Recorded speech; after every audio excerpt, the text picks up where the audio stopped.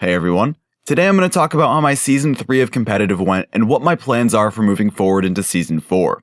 And at the end of this video, I have a couple of announcements, so stay tuned.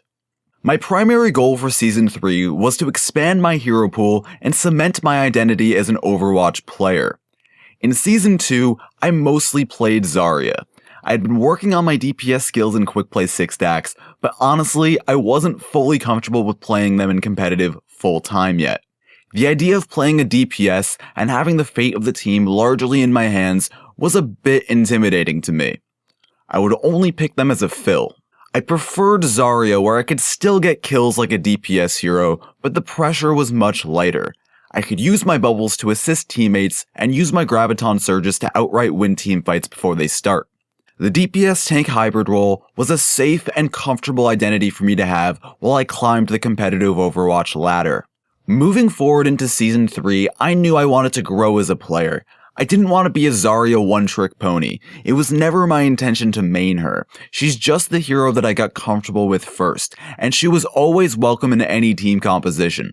So for Season 3, my initial goal was to round out my hero pool, add more tanks to it, and get over my DPS anxiety. Specifically, I wanted to add Reinhardt, the newly buffed D.Va, and trust my ability with Tracer and Soldier more than I have in the past. During my placement matches, it became clear that my plans would have to change.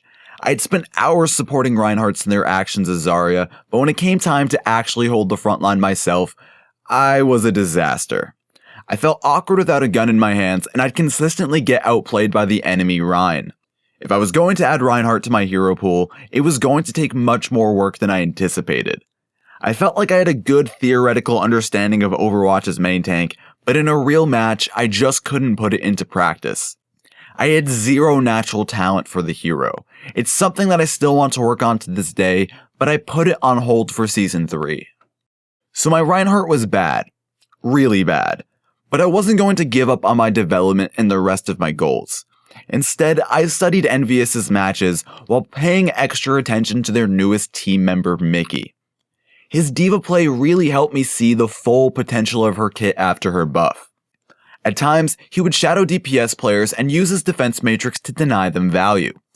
At others, he would use matrix to protect his Reinhardt shield and win the shield battle. He could get an on his face and deny heals while his teammates attack a target. He could contest high grounds and boot players out of position. There was so much D.Va could do at any moment. She has tools for a variety of situations.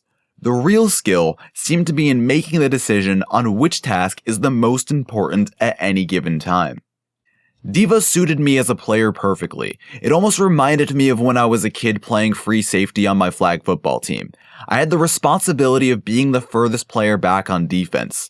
Each play, I had to read the offense and figure out what it was doing. I'd then have to make a quick decision on which part of the field I was needed in the most. Sometimes I'd give help to double cover receivers I thought were a threat, similar to how D.Va can chase flankers and block damage output from DPS heroes. Other times, I'd move in to stop the run or sack the quarterback, which is kinda like when D.Va plays as a frontline tank that can chew through a Reinhardt shield and dive weak enemies. With D.Va and Zarya as my primary picks, I worked my way into the diamond ranks in no time. Even with adding D.Va to my hero pool, I wasn't happy with just playing tanks. I'd been polishing my Tracer and Soldier 76 skills, and I felt it was time to get over my anxiety of playing the DPS role in competitive. Between 76 and Tracer, I had heroes that would work in just about any situation. The only thing holding me back was me.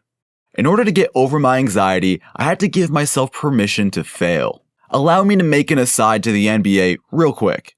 In 2014, Kobe Bryant claimed the record for the all-time leader in missed shots in the NBA. A reporter asked him, "Kobe, have you ever been afraid of a moment or a game?" He responded, "No, because I've failed before and I woke up the next morning and I'm okay." Michael Jordan once said, "I've missed more than 9,000 shots in my career. I've lost almost 300 games. 26 times I've been trusted to take the game-winning shot and missed. I've failed over and over and over again in my life, and that is why I succeed." I've heard sports quotes like these my whole life, and it was time to really listen. Once I gave myself permission to fail, I could finally just relax and play the game. With Soldier 76 and Tracer, I quickly flew through the Diamond ranks and into Masters. I played the majority of the season somewhere between 3400 and 3700 SR. I played as much 76 and Tracer as team comps would allow, and finally felt comfortable doing so. I didn't meet my goal of playing a ton of Reinhardt, but I think I had a successful Season 3 all the same. I became more comfortable in my identity as an Overwatch player. I can play DPS, off tanks, or play Lucio when needed. In Season 4, I want to take the next step in my development. I'm not focusing on getting Grandmaster or really any skill rating related goal. I think I still need to improve mechanically before I can reach GM. That will come in time, and I'm not going to harp on myself to get there. Instead, I want to expand my hero pool even further.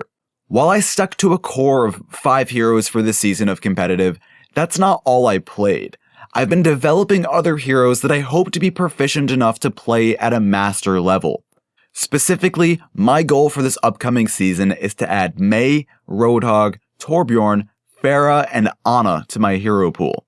Admittedly, it's a little bit ambitious, but if I can even add half of those, I'll be very happy. I really want to add Mei, Pharah, and Torbjorn because I'd like to be a more versatile DPS player. These 3 heroes all have specific maps and situations that they are very good against. Right now, my strongest DPS heroes are Tracer and Soldier. Now those 2 can cover most situations, but adding more DPS heroes will give me even more tools to do work with. For example, Tracer may be good at attacking the first point on Eichenwald, but Pharah can be even better, especially if there's a Symmetra Torbjorn combo on the defense. I can play these 3 heroes already, but I want to get them up to master rank quality. I want to be as good with them as I am with my main heroes. By rounding out my hero pool, I'll be able to increase my win probability. I'll be able to pick the best tool for each job. Plus, being able to play a larger variety of heroes at a high level is a lot more fun. In addition to those DPS heroes, I want to add Ana and Roadhog because that will give me a lot of options on filling the role my team needs when I solo queue. I've been practicing Roadhog a little bit since his Hook 2.0 update. I've gone from being god-awful with his hook to halfway decent. Right now, I'm waiting to see where he settles in the meta after his PTR changes go live. I want to know if it's worth my time to commit to getting good with him. He's not my favorite hero to play, but I am starting to enjoy him more than I used to. If he stays roughly as strong as he is now, then I don't think I can ignore him anymore. He's a valuable asset to have in anyone's hero pool. I've also been practicing Ana quite a bit, and I feel decently comfortable that I can handle playing her already. My only hesitation is that I'm still not very good with Sleep Dart. I'm getting better, but it's a tricky ability to use and it can have massive impacts when used right. Being able to counter ultimates with a standard ability is no joke. Plus, it's an important survivability tool for her, and being alive is a huge part of the job. Ana is practically a must pick, so I'd like to be able to play her. I enjoy playing her the most of all the healers, and I think by the end of Season 4, she will be in my regular rotation. I want to keep my goals realistic, but there's one more hero I'd like to add, Widowmaker.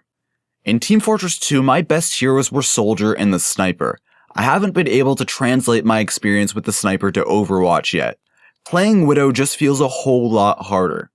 Getting good with Widow is more of a long-term goal for now. It's something I'll be developing all season long in quick play. I'll really have to allow myself to fail to get good with her. I still cringe a little bit every time my poor Widow play loses the team the game.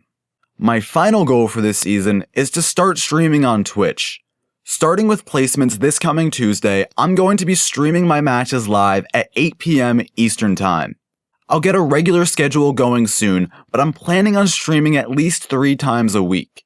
I'm excited not only to share my games with you guys, but really, I want to get to know you all better. I'm looking forward to hearing about your experiences and making friends with you guys in the chat. You can get ahead of the game right now by following me on Twitch at twitch.tv/faultylid. I'm really excited to get the stream going and to embarrass myself live on the internet. I don't know where exactly this season will take me, but at least I have a tentative plan. Who knows what the meta will turn into after future updates, or if a new hero will shake up my plans entirely. If the Bastion changes on PTR go live as is, then that alone might change everything. But that's part of the fun of this whole experience. I'm excited for the season ahead and can't wait to continue my journey as an Overwatch player. In the comments below, I'd love to hear all about your Season 3 experience and what your goals are for the coming season. Seriously, I want to know. If you tell me your story, I promise I'll respond to your comment. I want to get to know the people who watch my videos. You're more than just YouTube watch count numbers to me. I'm actually curious as to who each of you are and want to get to know you and your experience playing Overwatch. Let me know your ranks, your heroes, your goals, your frustrations, what you want to see from Blizzard, what you want to learn from this season. Let's make Faulty Lid a real community. If you enjoyed the video, please like and subscribe. Remember to tune in Tuesday at 8 PM to watch my placement games for Season 4. It'll be my first real stream broadcast, so if you enjoy watching train wrecks, then this will be the stream for you. This has been Forrest for Faulty Lid, and I'll see you next time.